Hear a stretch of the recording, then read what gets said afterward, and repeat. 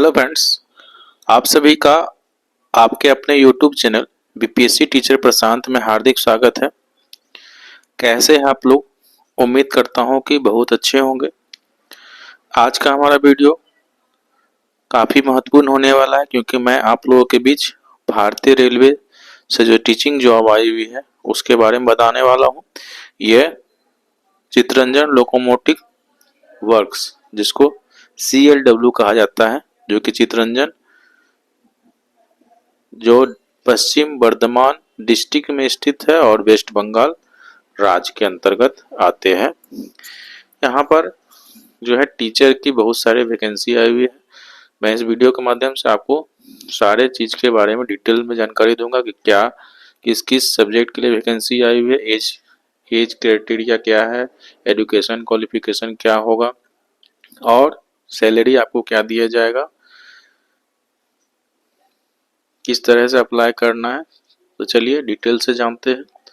तो सबसे पहले आप देख रहे होंगे यहाँ पर आपको दिख रहा हुआ चितरंजन लोकोमोटिव वर्क्स, जो कि आपका चितरंजन पश्चिम बर्धमान में स्थित है, वेस्ट बंगाल में। 20 मार्च को नोटिफिकेशन आया हुआ है।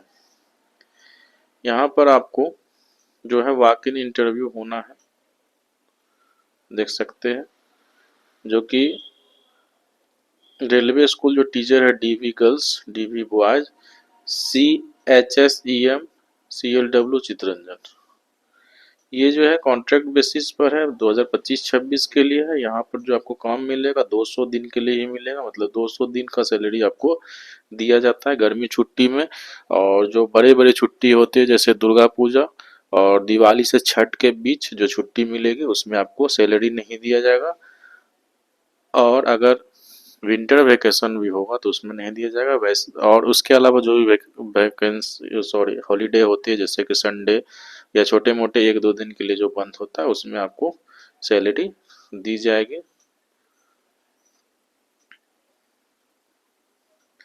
और चूंकि ये रेलवे का जॉब है तो आपको सैलरी के लिए चिंता नहीं करना है। जैसे ही आपका महीना लगेगा आपका सैलरी आपके बैंक अकाउंट में क्रेडिट कर दिया जाता है। तो अब बात करें इसमें, सबसे महत्वपूर्ण बात देख सकते हैं कि इसमें इंग्लिश कंपलसरी आपको नहीं दिख रहा होगा।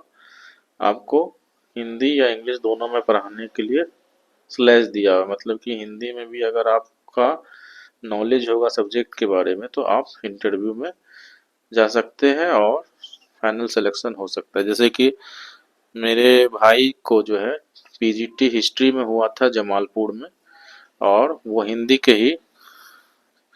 हिंदी में ही इंटरव्यू दिए थे, उनका सिलेक्शन हुआ था और वो उनको 1 साल के लिए रखा गया था। फिर दूसरे साल से फिर दोबारा इंटरव्यू हुआ था तो वो दोबारा इंटरव्यू में नहीं गए क्योंकि उनका सिलेक्शन जो है बाद में नियोजित शिक्षक में हो गया था। वैसे दोबारा जाते भी है तो उनको ले लिया जाता है। तो आप भी अगर इस बात से कि इंग्लिश में इंटरव्यू होगा तो नहीं जाना है तो ऐसा नहीं कीजिए। आप अगर आपका सब्जेक्ट में आपको नॉलेज है तो आप जा सकते हैं। तो सबसे पहले बात करते हैं PGT में आपका फिजिक्स में जो है 2 गो जनरल का सीट है, 1 OBC का सीट है, टोटल 3 सीट है। उसके बाद केमिस्ट्री में जो है आपका 1 सीट जनरल का है, 1 सीट SC का, 1 सीट ST का, टोटल 3 सीट। उसके बाद मैथ में आपका 1 सीट जनरल का है, टोटल 1 ही सीट है।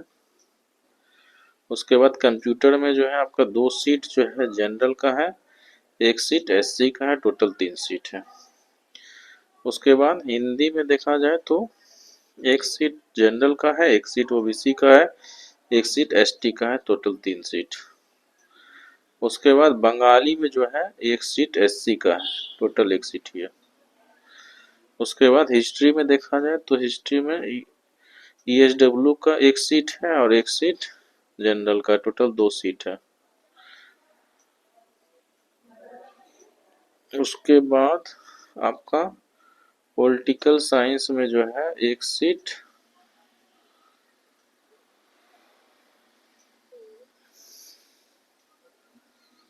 पॉलिटिकल साइंस में आपका 1 सीट OBC में है, टोटल 1 ही सीट है। ज्योग्राफी में जो है आपका 1 सीट UR में है, इसमें भी केवल एक ही सीट है, तो यूआर में किसी भी कैटेगरी के लोग जा सकते हैं। उसके बाद इकोनॉमिक्स में जो है आपका एक सीट यूआर में है, एक सीट ओबीसी में, टोटल 2 सीट है। और कॉमर्स में जो है एक सीट ओबीसी में। तो इस तरह से आपका ये टोटल पीजीटी का सीट दिखा दिया गया है, कैटेगरी वाइज दे दिया गया है। तो आपको जरा सा भी शक नहीं करना। इसमें एक चीज ध्यान रखेंगे, जो भी यूआर का सीट होगा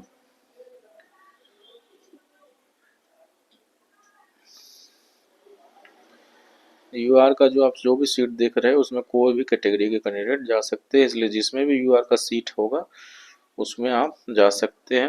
कैटेगरी वाला में रहे या नहीं रहे उससे कोई मतलब नहीं है। आप देखिए टीजीटी जो है आपका आर्ट्स जो कि इंग्लिश लैंग्वेज के लिए, इसमें 3 सीट है। टोटल सीट जो है यूआर के लिए है। उसके बाद बंगाली लैंग्वेज में एक सीट है जो कि ओबीसी के लिए रिजर्व है। एसएसटी में जो है आपका एक सीट जो हो गया जनरल के लिए, एक सीट ओबीसी के लिए, एक सीट एससी के लिए और एक सीट ईडब्ल्यूएस, टोटल 4 सीट है। बहुत अच्छा मौका है एसएसटी के लिए। उसके बाद फिजिक्स केमिस्ट्री बायोलॉजी से जो है एक सीट है यूआर में, एक सीट एससी में, टोटल 2 सीट है। और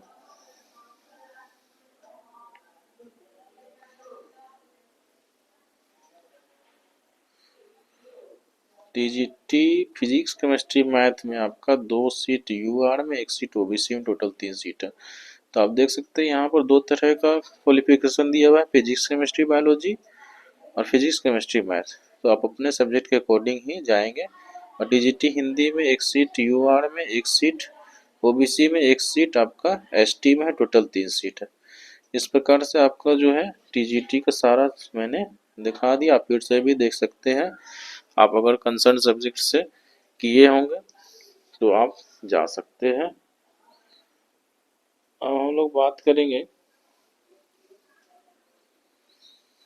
सैलरी के बारे में। तो सैलरी देखिए, पोस्ट ग्रेजुएट टीचर पीजीटी में आपको 27,500 रुपया दिया जाता है और टीजीटी में आपको 26,250 दिया। जिस प्रकार से आपका केवीएस में है,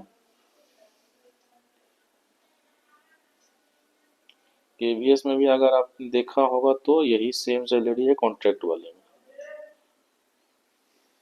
में। सबसे बड़ी बात यह है कि इसमें एज लिमिट बहुत अच्छा दिया गया है। 18 से 65 साल का कोई व्यक्ति जो है इस इंटरव्यू में शामिल हो सकता है। अब बात करते हैं पीजीटी के लिए क्वालिफिकेशन क्या है। तो पोस्ट ग्रेजुएट होना चाहिए आपको 50% मार्क्स के साथ। अगर फिजिक्स में आप जाते हैं तो physics, electronics, applied physics, nuclear physics से होना चाहिए आपका पोस्ट ग्रेजुएशन। केमिस्ट्री के लिए जाते हैं तो केमिस्ट्री या बायोकेमिस्ट्री में होना चाहिए। मैथमेटिक्स में जाते हैं तो मैथमेटिक्स और या अप्लाइड मैथमेटिक्स में होना चाहिए। हिंदी में जाते हैं तो हिंदी या संस्कृत विथ हिंदी होना चाहिए, ग्रेजुएट लेवल का सब्जेक्ट। और बंगाली के लिए बंगाली में होना चाहिए आपका पोस्ट ग्रेजुएशन। हिस्ट्री में होना चाहिए हिस्ट्री के लिए, पॉलिटिकल साइंस के लिए पॉलिटिकल साइंस में, ज्योग्राफी के लिए ज्योग्राफी में, इकोनॉमिक्स के लिए जो है आपका इकोनॉमिक्स, अप्लाइड इकोनॉमिक्स या बिजनेस इकोनॉमिक्स में होना चाहिए पोस्ट ग्रेजुएशन। कॉमर्स के लिए मास्टर इन कॉमर्स होना चाहिए। और अगर एम कॉम इन अप्लाइड या बिजनेस इकोनॉमिक्स है तो वह नहीं चलेगा इसमें। बात करें कंप्यूटर का, तो कंप्यूटर के लिए 50% मार्क्स होना चाहिए। तो बीई बीटेक हो कंप्यूटर साइंस से या आईटी से हो, या post graduate diploma in computer application हो, बी या सी लेवल हो डोएक्स से तो भी चलेगा। एमएससी कंप्यूटर साइंस में हो या एमसीए हो। उसके बाद 1 साल का टीचिंग एक्सपीरियंस हो या एमटेक हो जाए आपका कंप्यूटर साइंस या आईटी में तो आप जा सकते हैं। और कंप्यूटर वाले को छोड़कर बाकी जितना भी आप जाते हैं पीजीटी में तो बीएड कंपलसरी है। और हिंदी इंग्लिश में आपको पढ़ाने के लिए आना चाहिए, कंप्यूटर का नॉलेज है तो आपको प्रीफरेंस दिया जाएगा। अब है टीजीटी में, तो टीजीटी में आपका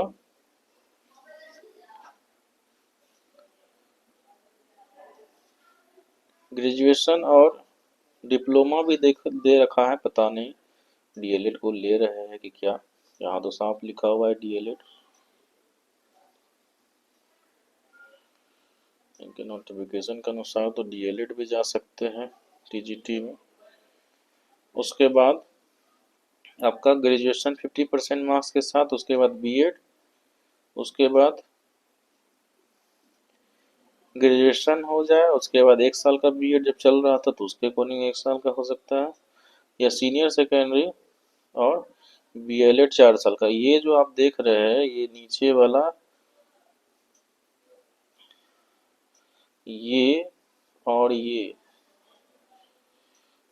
पीआरटी के लिए होता है क्वालिफिकेशन, लेकिन ये टीजीटी में दे रहा है। इसका मतलब है कि आप डीएलएड करके भी या बीएलएड करके भी इनके यहाँ टीजीटी में जा सकते हैं।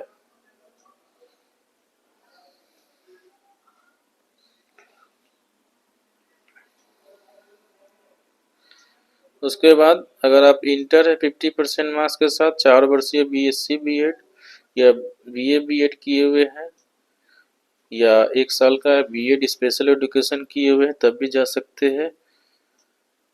ग्रेजुएशन किए हुए 1 साल का बीएड स्पेशल एजुकेशन में किए तब भी जा सकते हैं। पोस्ट ग्रेजुएशन किए हुए हैं और एमए एमएड जो है इंटीग्रेटेड कोर्स किए तब भी जा सकते हैं। मतलब बहुत तरह का आपको दिया जा रहा है और इसमें सीटेट की कोई बाध्यता नहीं है। अब बात करें इंटरव्यू का, तो कहाँ पर इंटरव्यू होगा? तो इंटरव्यू जो है आपका सीएलडब्ल्यू के मीटिंग रूम में, जिस या ऑफिस बिल्डिंग जिसको कह सकते हैं, वहाँ होगा।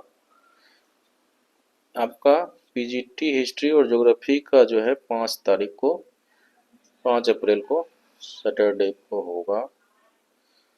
PGT physics, PGT chemistry, PGT Bengali, ये आपका 7 तारीख को होगा।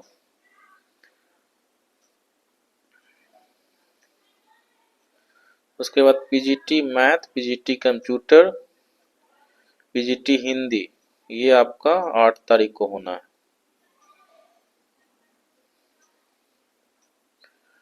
8 तारीख को होना है। फिर PGT political science, PGT economics, PGT commerce 9 तारीख को होना है। पीजीटी का सब हो गया। टीजीटी का आपका arts, English, arts, Bengali, physics, chemistry, math का 11 तारीख को होना है। और एसएसटी का और फिजिक्स, केमिस्ट्री, बायोलॉजी और टीजीटी हिंदी का 12 तारीख को होना है। समय जो है 9:30 से स्टार्ट हो जाएगा। आप अपने सब्जेक्ट के अकॉर्डिंग चले जाएंगे अपने इंटरव्यू के लिए।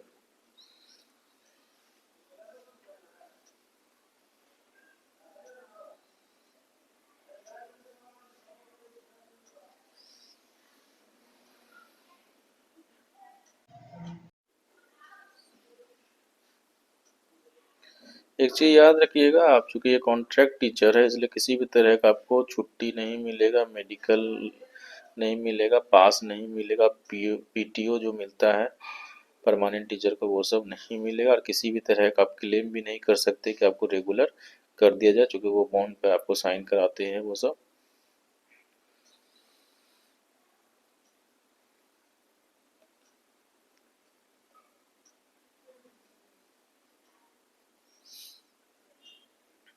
इसमें आपको किसी भी तरह का टीए डीए इंटरव्यू के लिए नहीं दिया जाएगा।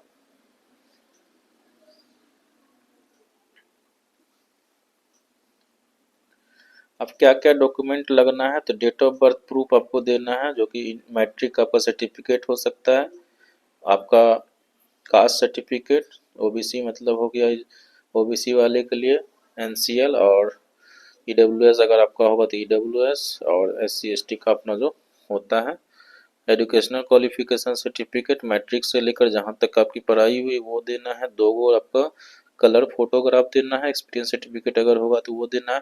आइडेंटिटी प्रूफ को एक देना है, या तो Aadhaar card, PAN card, passport, voter ID card, driving licence, कोई भी चीज़ दे सकते हैं। उसके बाद आपका कैरेक्टर सर्टिफिकेट जो है देना है गजिस्ट्रेड ऑफिसर से साइन करा कर, एनओसी, अगर आप पहले से कहीं काम कर रहे हैं। अब हम लोग देखेंगे फॉर्म के बारे में। तो यही आपका फॉर्म है, इसमें आपको कलर फोटोग्राफ चिपका देना है। यहाँ पर जिस डेट को आपका इंटरव्यू होगा वो लिख दीजिएगा। पोस्ट एंड मीडियम, पोस्ट आपका यहाँ जैसे कि पीजीटी या टीजीटी, और मीडियम हिंदी इंग्लिश आपको जो देना है दे सकते हैं। ये इसलिए होता है ताकि आपसे इंटरव्यू जो है हिंदी या इंग्लिश में लिया जा सके। अपना नाम लिखना, पिताजी या हस्बैंड का नाम, डेट ऑफ बर्थ, कम्युनिटी अगर आप दे रहे हैं तो उसको सर्टिफिकेट आपको डालना होगा। क्या आप हिंदी इंग्लिश बंगाली पढ़ा सकते, जो जो चीज़ पढ़ा सकते हैं वो आपको लिख देना है। पोस्टल एड्रेस लिख देना है, कॉन्टैक्ट नंबर लिख देना है, 2 आइडेंटिफिकेशन मार्क्स लिखना है, सारा डिटेल यहाँ देना है। Matric, inter, graduation, post graduation, degree या डिप्लोमा, और अगर अदर कोई भी हो तो उसका board, passing year, subject, marks of 10, percentage mark, division. अगर टीचिंग एक्सपीरियंस कुछ रहा हो, किस पोस्ट पर थे, कौन से स्कूल इंस्टीट्यूशन में थे, कब से कब तक थे, कौन साल थे, कौन कौन से क्लास पढ़ाते थे वो लिख देना। उसके बाद यहाँ पर अपना प्लेस का नाम, सिग्नेचर लिख देना है। और ये सब चीज़ आपका इंटरव्यू के समय ऑफिस यूज के लिए रखा जाता है। इस तरह से आपको मैंने CLW चित्तरंजन से जो टीचिंग बहाली आई है उसके बारे में आपको सारी जानकारी दे दी गई है। आप एक बार फिर से देख लीजिए या स्क्रीनशॉट इसका ले लीजिए ताकि आप अपने सब्जेक्ट और पोस्ट के अकॉर्डिंग इंटरव्यू में शामिल हो सके। उसके बाद क्वालिफिकेशन तो आपको बता ही दिया हूँ मैंने। सबसे अच्छी चीज़ है कि सैलरी आपको अच्छी खासी दी जा रही है। सैलरी जो आपको KVS में मिलती है वही इसमें मिलती है। इसमें एक चीज़ आपको सुविधा ये होती है कि रेलवे में उतना वर्कलोड नहीं होता है और यहाँ पर इंग्लिश की कोई बाध्यता नहीं होती है। इसका भी आप स्क्रीनशॉट ले सकते हैं कि किस किस सब्जेक्ट के लिए वैकेंसी आई हुई है।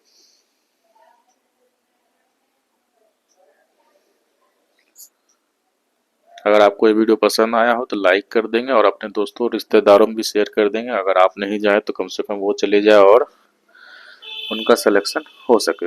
अगर हम हमारे चैनल पर नए हैं तो चैनल को सब्सक्राइब करके बेल आइकन को दबा देंगे ताकि हमारे आने वाले नेक्स्ट वीडियो का नोटिफिकेशन आपको मिल सके।